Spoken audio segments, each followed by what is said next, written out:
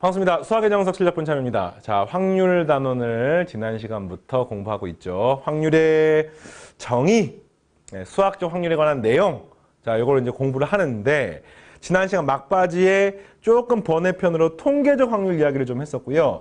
오늘 수업 시간은 기하학적 확률이라고 하는, 또 정확하게는 고등학교 수능이나 내신 시험에 나오는 내용이라기보다는 확률을 좀 더 폭넓게 이해를 하는 데 도움이 되는 그런 내용이라고 생각하시고, 정석 교재에 나와 있어서 시중에 대부분의 교재에 또 나와 있습니다. 자, 여러분 교재에 나와 있는 90페이지의 필수 예제 5-3을 먼저 해결을 하고요. 그 다음에 기하학적 확률 이야기를 하겠습니다. 자연수가 1부터 2n까지 있고 역시 각각 하나하나가 나올 가능성은 같다라고 보는 거지요. 이 중에서 임의로 서로 다른 두 수를 뽑았을 때 두 수의 차가 n 이상이 될 확률을 구하세요. 일단은 분모는 2n 컨비네이션 2야. 이거 당연한 거 아닙니까? 그잖아요. 1부터 2n까지 두 개 선택하는 거니까. 그래서 질문이 뭡니까? 두 수의 차가 n 이상일 확률. 차가 n 이상이란 말은 차가 n일 수도 있고 n 플러스 1일 수도 있고 뭐 이렇게 되는 거죠. 그래서 이걸 어떻게 셀까를 봤더니 야, 차가 n일 때를 구하는 것도 아니고 n 이상일 때를 구하니까 이게 되게 갑갑한 거야. 그럼 차가 제일 클 때가 얼마입니까? 2라고 2n을 뽑게 되면 차가 2n-1이 될 수 있는 거죠. 그렇네. 잠깐. 그러면 차가 2n-1이 제일 큰 거 아닙니까? 이거는 한 가지 나옵니다. 한 가지. 차가 2n-2가 되면 뭘까요?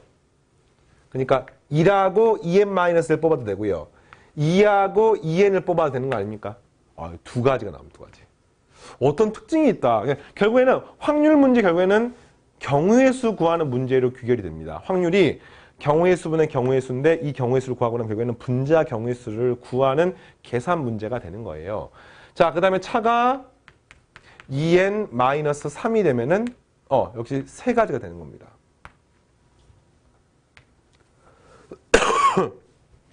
자, 그래서 점점점 차가 n이 되면 어떻게 되지? n이 되면 그렇죠. n은 무슨 말이야, 이 값이? 2n-n이 되면은 이게 n이 되는 거지요. 그래서 이걸 다 더하는 겁니다. 이렇게. 이게 답이에요. 이게 이제 먼저 처음부터 그럼 이런 거 가능합니다. 차가 n이 되려면 어떻게 되지? 2라고 n 플러스 1 하면 차가 n인 거야. 맞습니까? 그 다음에 2하고 n 플러스 2 점점점 n하고 2n 하면 차가 n이 되는 거죠. 그래서 몇 개 있습니까? 총? 네, 총 n개 있는 거죠. n개. 그래서 정답은요. 2n 컨비네이션은 2n에 2n-1 하시고 나누기 2 팩토리얼 1부터 n까지 더하면 2분의 n에 n 플러스 1 이거 기억납니까? 네, 그래서 값이 2분의 사라지고요. n 없어져 정답은 2에 2n-1분의 n 플러스 1이 답이 되겠습니다. 됐죠? 자, 그 다음 이 중에서 임의로 서로 다른 세 수를 뽑을 때 숫자가 이제 두 개가 아니라 세 개네. 세 수가 작은 수부터 나열하면 공차가 2인 등차 수열이 될 확률이 없죠. 오히려 더 쉽습니다, 이게. 2n 컨비네이션 3. 세 개 뽑으니까. 공차가 2가 되니까 이런 거야. 1, 3, 5. 2, 4, 6. 점점점. 가장 마지막은 뭘까요? 공차가 2인 등차 수열이니까. 제일 마지막에 2n으로 끝나면 되겠습니까? 여기는 2n-2가 되면 되겠습니까? 이 앞에는 2n-4가 되면 되겠습니까? 이렇게 세 쌍이 되면 되는 겁니다. 그 말은 이게 총 몇 개가 있습니까? 1, 2, 3, 4 쭉 해가지고 정답은 2n-4가 되는 거죠. 이 앞에 숫자가 1부터 2n-4까지 다 가능하기 때문에 이렇게 구하는 겁니다. 끝! 자, 이건 수학적 확률 문제입니다. 통계적 확률 아니에요. 자, 이제 오늘 할 내용은 기하학적 확률인데, 기하학적 확률에서 뭘 할 때 이걸 사용하는 거냐면은, 지금 우리가 경우의 수분의 경우의 수로 문제를 푸는 거 아닙니까? 맞나요? 근데 이 경우의 수가 무한히 많아버리면, 경우의 수가 한두 가지가 아니라 유한한 게 아니라 무한히 많아버리면 이 확률이 무한대 분의 무한대 꼴이 되는 겁니다. 뭐 대표적으로 이런 거예요. 내가 0에서부터 2 사이에 임의의 실수 하나를 뽑는 거야. 다시 0에서부터 2 사이에서 임의의 실수를 뽑는 겁니다. 실수. 그래서 그 뽑은 실수가 1에서부터 2 사이가 되면 그 실수를 x라고 하면은 1 이상 2 이하가 될 확률은 하고 물으면 얼마입니까? 느낌상으로 0에서부터 2 사이를 뽑는데 1에서부터 2 사이를 뽑는 확률을 구하는 과정은 2칸 중에 1칸이니까 정답은 2분의 1처럼 보입니다. 실제로 뭐 아무 조건이 없으면 이게 맞는 말인데 이게 사실은 0에서부터 2까지 실수가 몇 개 있어요? 무한히 많은 거지. 그리고 1에서부터 2까지 실수 역시 무한히 많은 겁니다. 그래서 무한대분의 무한대 꼴이기 때문에 구할 수가 없는데 이거를 뭘로 구하느냐? 길이의 비. 알겠습니까? 길이가 2고 1이니까 길이의 비 또는 필요하면은 넓이의 비, 전체 넓이분의 문제에서 원하는 넓이. 문제에서 원하는 A 사건의 넓이. 넓이의 비. 이렇게 구하는 겁니다. 이걸로 구하는 게 이제 바로 기하학적 확률이고요. 저희는 카테고리가 이렇게 되어 있습니다. 자, 따라오세요. 우리가 그냥 확률이 있으면, 이 확률이 있으면 그 확률 중에서 얘가 수학적 확률, 통계적 확률 이렇게 나눠지는 거죠. 얘는 계산이 가능하고 얘는 그냥 결과로부터 유추하는 거고 근데 이 수학적 확률 중에서 유한한 게 있고 무한한 게 있어요. 경우의 수가. 그때 이 무한한 것을 구하는 과정을 우리가 기하학적 확률로 구하는 겁니다. 다시 말하면 길이나 넓이를 통해서 구하는 겁니다. 도형을 통해서 구하는 겁니다. 이게 이제 이해되겠어요? 일반적으로는 대부분 이 유한한 걸 다루는데 이런 것도 배우는 거. 대학교 과정 하면 조금 더 자세히 배우는데 고등 과정은 그냥 간단하게 소개하는 수준에서 이해하시면 되겠습니다. 자, 그래서 넓이의 비 또는 필요하면 길이의 비 이렇게 해서 구하는 거야. 뭐 요 개념은 그냥 가볍게 생각하면 되고 역시 이것도 어떤 전제 조건이 필요하냐면은 어느 점을 잡든지 잡을 가능성이 같을 정도로 기대가 될 때. 그러니까 아까 말했지만 0에서부터 2까지 실수를 뽑는데 왠지 나는 0 근처 값을 더 잘 뽑고 자주 뽑고 싶어 이런 느낌이야 라고 푸는 게 아니라 0에서부터 2까지 뽑을 확률이 전부 똑같다고 생각하고 문제를 풀어야 되는 거죠. 자, 보겠습니다. 문제가 2개 나와 있는 문제 볼게요. 오른쪽 그림과 같이 한 병 길이가 인 정사각형의 내부의 한 점 P를 임의 잡을 때 다음 문제 답하십시오. 야, 1번 삼각형 PBC. 그러니까 이 P가 뭐냐면 사각형의 내부의 한 점이야. 내부의 한 점이야. 그럼 P가 이런 점들 여기에 이 영역에 있을 수가 있는 겁니다. 그랬을 때 질문이 넓이가 1보다 작을 확률을 구하는 겁니다. 이 삼각형 넓이가 1보다 작을 확률을 구하는 거예요. 그러면 이게 이런 거죠. 이 넓이가 1보다 작으려면은 이 높이를 h라고 놓으면은 2분의 1의 밑변은 2고 높이는 h니까 1보다 작은 확률이기 때문에 사라지면은 이 높이가 1보다 짧아야 되는 거야. 그럼 높이가 1인 부분이 어디냐면은 요렇게 반원 쪽의 맥값이 요 길이가 1 되는 거 아니겠습니까, 지금? 그러니까 문제의 조건을 만족하려면은 P가 어느 영역에 있어야 되느냐? 요 영역, 이 노란색 사각형 안쪽에 있어야 됩니다. 그래서 이거를 기하학적 확률로 전체 넓이는 얼마입니까? 2 곱하기 2인 거죠. 경계가 포함이 안 됩니다. 문제가 내부라고 했으니까. 그러나 넓이 구하는 과정은 경계가 포함되건 포함되지 않건 넓이는 변하지 않습니다. 그 중에서 요 부분 얼마입니까? 경계를 포함하지 않는데 2 곱하기 1에서 정답은 2분의 1. 기하학적 확률인 거예요. 그러니까 뭐 엄청 어려운 게 아니라 확률, 이 P점이 존재하는 경우의 수가 무한히 많습니다. 네. 이런 경우에 넓이의 비나 길이의 비로 구한다. 자, 그 다음에 두 번째, 이번에는 삼각형 PAB와 PBC가 모두 둔각 삼각형이 되어야 됩니다. 둔각이란 말은 이 각도가 또 이 각도가 90도보다 커야 된다는 뜻이야. 이거 어떻게 구할까요? PABC가 모두 둔각 삼각형. 그러니까 둔각 삼각형이란 말은 직각 삼각형보다 각이 크면 되는 거지. 그러니까 직각인 순간을 기준으로 문제를 푸는 건데 우리가 알기로 자, 이렇게 생긴 사각형이 있어요. 이 사각형에 P가 어느 영역에 있으면 직각 삼각형이 될까요? 이거 알고 있습니까? 이거는 원의 성질과 관계가 있지. 원에서 원의 중심을 지나면서 내접하는 삼각형은요. 이 원의 중심을 지나면 무조건 직각이 됩니다. 알고 있습니까? 무조건 직각이 되는 겁니다. 그럼 이게 둔각이 되려면 어떻게 돼야 돼요? 둔각이 되려면 그렇지. 이 원의 안쪽에 있으면 이 각이 무조건 둔각이 되는 겁니다. 이 원 상에 있으면 직각이 되는 거야. 이 원 바깥쪽에 있으면 반드시 이거는 예각이 되는 것을 알 수가 있습니다. 이 말 알겠니? 그러니까 어떨 때 예각, 어떨 때 직각, 어떨 때 둔각인지 여러분들이 파악을 하셔야 됩니다. 그래서 이 문제 같은 경우도 직각이 되는 상황을 한번 생각해 볼까요? 이런 거지. 얘가 요렇게 되면 직각이 되는 거야. 이렇게 되면은. 지워볼까요? 이게 직각이 되는 겁니다. 그 다음에 요 삼각형은 직각이 되니까 둔각이 되기 때문에 이것도 요렇게 되면은 직각이 되는 거죠. 그래서 둔각이 되면 요 원 안쪽, 이 왼쪽에 있는 반원 안쪽에 있으면 돼서 이거를 모두 만족해야 되기 때문에 바로 이 영역이 내가 원하는 답이 되겠습니다. 여기 내부에 있으면은 반드시 둘 다 둔각 삼각형이 되는 거죠. 둘 다 직각이 되려면 이 둘의 결점인 요 점. 둘 다 직각이 될 수 있습니다. 둘 다 직각. 그래서 이제 보니까 얘가 이거네요. 요 길이가 1이고요.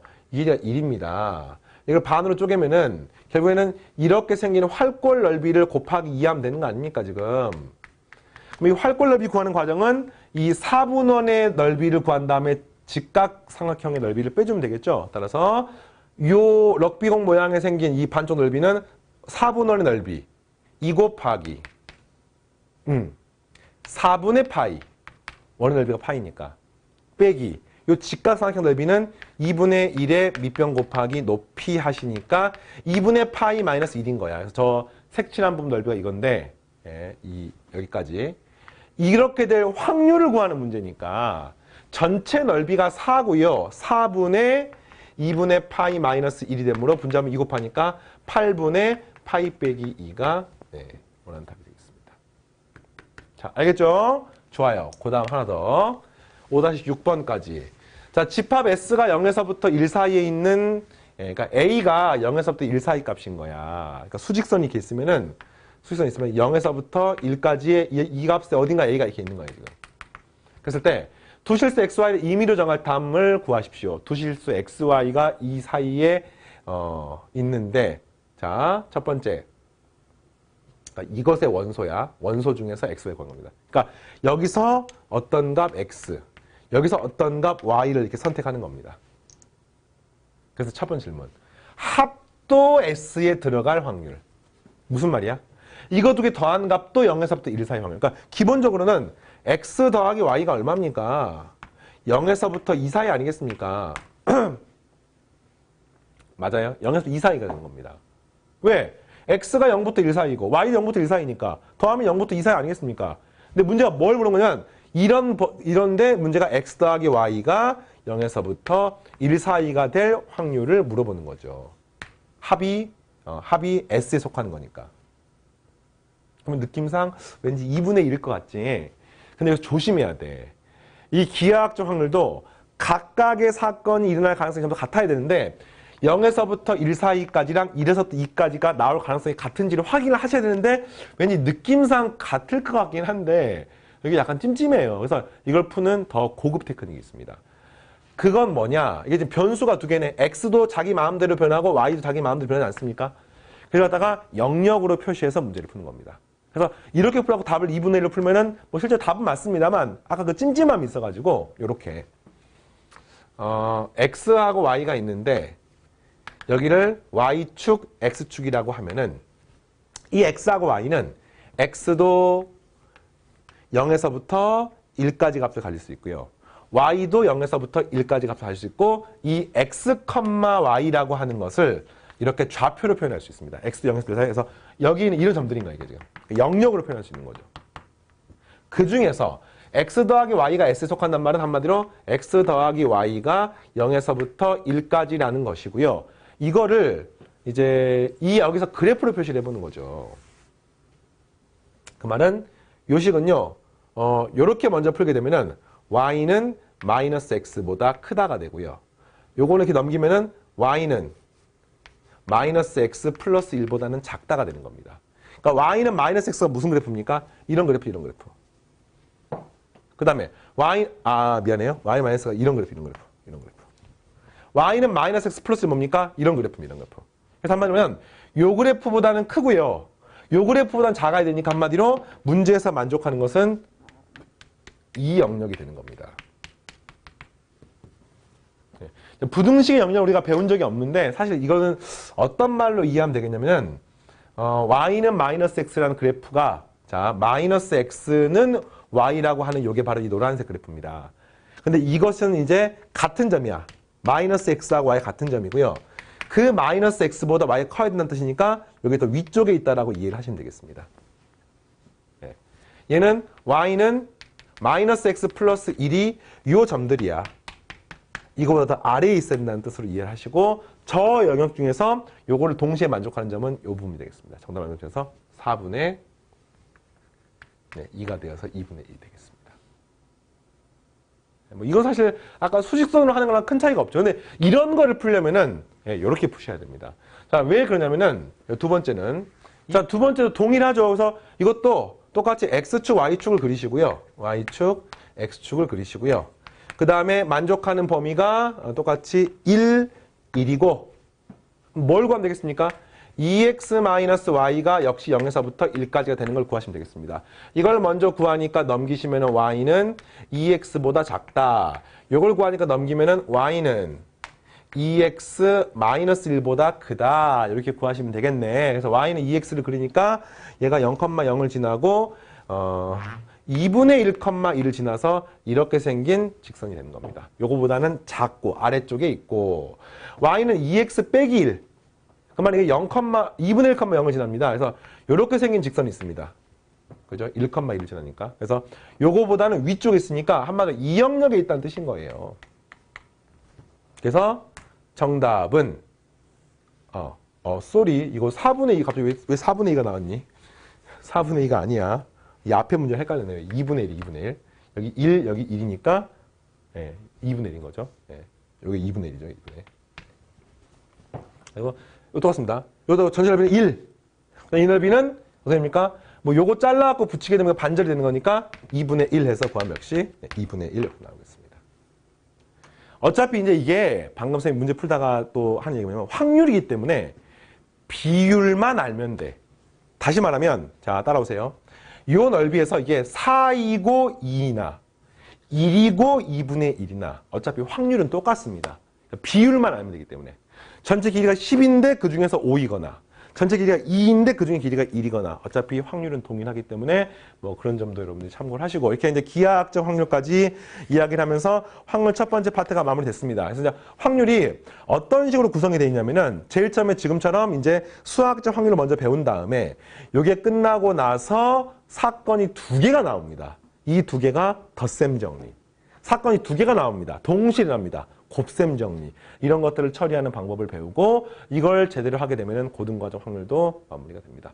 가장 중요한 거는요. 지난 시간에 말했던 같은 거 다른 거를 처리하는 과정들. 수학적 확률의 정확한 정의, 오개념 없는 정확한 정의에 대해서 이해를 하시고 계속해서 공부하시기 바랍니다. 다음 시간에 연습 문제를 통해서 여러분들 만나겠습니다. 마치겠습니다.